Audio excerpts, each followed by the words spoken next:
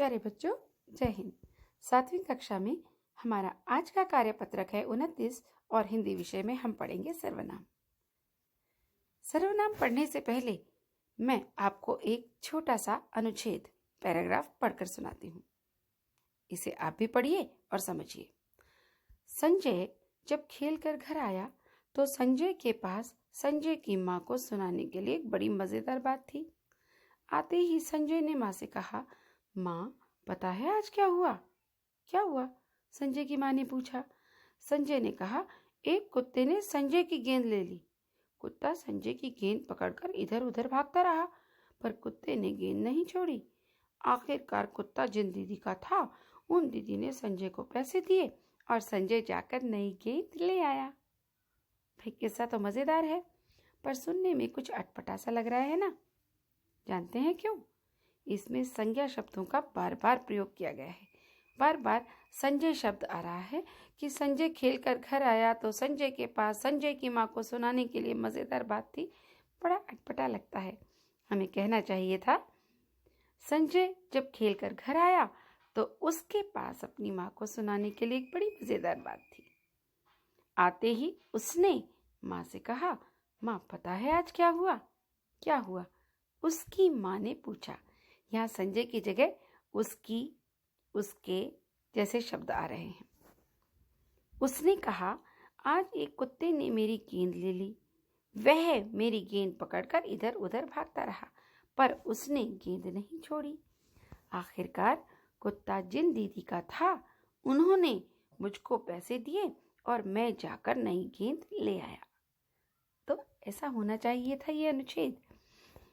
इन दोनों अनुच्छेदों में यही फर्क है कि जहाँ पहले अनुच्छेद में हम बार बार संजय और दीदी, कुत्ता, माँ, ये जो संज्ञा शब्द हैं, इन शब्दों का प्रयोग बार बार कर रहे थे, और दूसरी बार वो अनुच्छेद पढ़ने में इसलिए हमें सामान्य और मज़ेदार लगा कि हमने वहाँ संजय की जगह उसका, उसके, मुझको इस तरह के शब्दों का प्रयोग किया।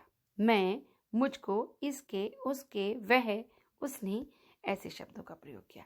तो बच्चों, ये सारे शब्द हमने संज्ञा की जगह ही प्रयुक्त किए हैं ना। जहाँ संजय होना चाहिए था वहीं तो लिखा है हमने। उसने यानी संजय ने, उसके पास यानी संजय के पास। तो यहाँ हमने जब उसके, उसने इस तरह के शब्दों का प्रयोग किया तो हमने संज्ञा की जगह पे तो किया। तो बच्चों, संज्ञा के स्थान पर जब अन्य शब्दों का प्रयोग किया जाता है तब हम उसको सर्वनाम कहते हैं। वास्तव में संज्ञा शब्द ही होते हैं वो, लेकिन बार बार संज्ञा शब्दों का इस्तेमाल करने से बात मज़ेदार नहीं लगती, इसलिए हम उनकी जगह सर्वनाम का प्रयोग करते हैं। तो इसका मतलब कि संज्ञा के स्थान पर प्रयोग किए जाने वाले शब्दों को सर्वनाम कहते हैं। तो सर्वनाम के 6 भेद हैं। आज हम उसका पहला भेद पढ़ेंगे। पहला भेद, पुरुषवाचक सर्वनाम। पुरुषवाचक सर्वनाम किसे कहते हैं? बात कहने वाला, बात सुनने वाला, या किसी और व्यक्ति या वस्तु जिसके बारे में बात की जा रही हो, उसके लिए जो भी शब्द प्रयोग किए जाते हैं उनको हम पुरुषवाचक सर्वनाम कहते हैं। पुरुषवाचक सर्वनाम के भी 3 भेद होते हैं: उत्तम पुरुष, मध्यम पुरुष और अन्य पुरुष। उत्तम पुरुष यानी जहाँ पर बोलने वाला अपने बारे में जिन सर्वनामों का प्रयोग करता है, जैसे मैं, मेरा, मुझे, मुझको, है ना, एक वचन में ऐसे। और यदि हम बहुत सारे लोग हैं तब हम अपने बारे में इस्तेमाल करते हैं तो हम कहते हैं हम, हमारा, हमें। तो इसे उत्तम पुरुषवाचक सर्वनाम कहते हैं। पुरुषवाचक सर्वनाम का ये पहला भेद है। उत्तम पुरुष यानी जब स्वयं के बारे में बात करी जा रही है, मैं, मुझे, मेरा, बोलने वाला वक्ता अपने बारे में या किसी के बारे में वो बात कहता है। बात कहने वाला, सुनने वाला, या किसी अन्य व्यक्ति या वस्तु के बारे में जिसके बारे में बात की जाती है, तो उत्तम पुरुष होता है। और मध्यम पुरुष यानी वक्ता श्रोता के लिए जिन सर्वनामों का प्रयोग करता है, यानी जो बोल रहा है वो उनके लिए जिस शब्दों का प्रयोग करता है जो सुन रहे हैं, तब हम मध्यम पुरुष कहते हैं। जैसे जो सुन रहा है, तुम, तुम्हें, तुम्हारा, आप, आपका, आपको, जब वो दूसरे के लिए बात करता है तब हम मध्यम पुरुष कहते हैं। यानी जब अपने लिए कहता है मैं, मेरा, मुझे, तो उत्तम पुरुष, और जब दूसरे के लिए कहता है तू, तेरा, तुझे, तुम्हारा, तुम्हें, आप, आपका, आपको, दूसरे के लिए कहता है तो मध्यम पुरुष। और तीसरा होता है अन्य पुरुष। जैसे कि नाम से ही पता चल रहा है, अन्य पुरुष का मतलब किसी और के लिए। जब किसी अन्य व्यक्ति के लिए, वक्ता या श्रोता यानी जो बोल रहा है, जो सुन रहा है, उसके अलावा किसी और व्यक्ति के बारे में बात किए जा रहे हैं।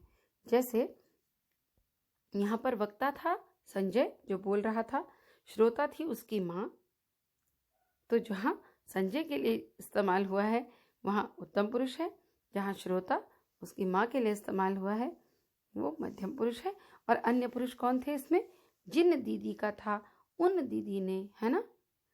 तो जैसे वह, वे, यह, ये, जो, जिन्हें, है ना, जो हम किसी अन्य के बारे में कहते हैं तो उसे अन्य पुरुषवाचक कहते हैं। किसी अन्य प्राणी के बारे में जिस सर्वनाम का प्रयोग किया जाता है। तो बच्चों, सर्वनाम का आज हमने पहला भेद पढ़ा, पुरुषवाचक सर्वनाम। और पुरुषवाचक सर्वनाम में भी हमने उत्तम पुरुष, मध्यम पुरुष और अन्य पुरुष पढ़ा। अब नीचे आपको कुछ सर्वनाम शब्द दिए गए हैं, उन्हें रेखांकित करके आप उसका भेद भी लिखिए। जैसे लिखा है वह कल जाएगा, इसमें सर्वनाम कौन सा है? वह। तो आप वह के नीचे एक लाइन खींच दीजिए और सामने ये भी बताइए कि ये कौन सा सर्वनाम है। तो वह किसी अन्य के बारे में कह रहे हैं ना हम, अन्य के लिए कहा जाता है तो अन्य पुरुषवाचक सर्वनाम होता है। तो आपने वह के नीचे लाइन खींच देनी है, अंडरलाइन कर देना है और सामने लिख देना है अन्य पुरुषवाचक सर्वनाम।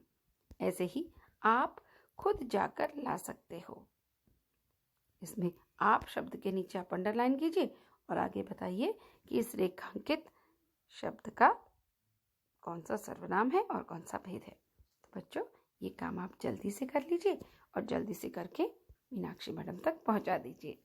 धन्यवाद।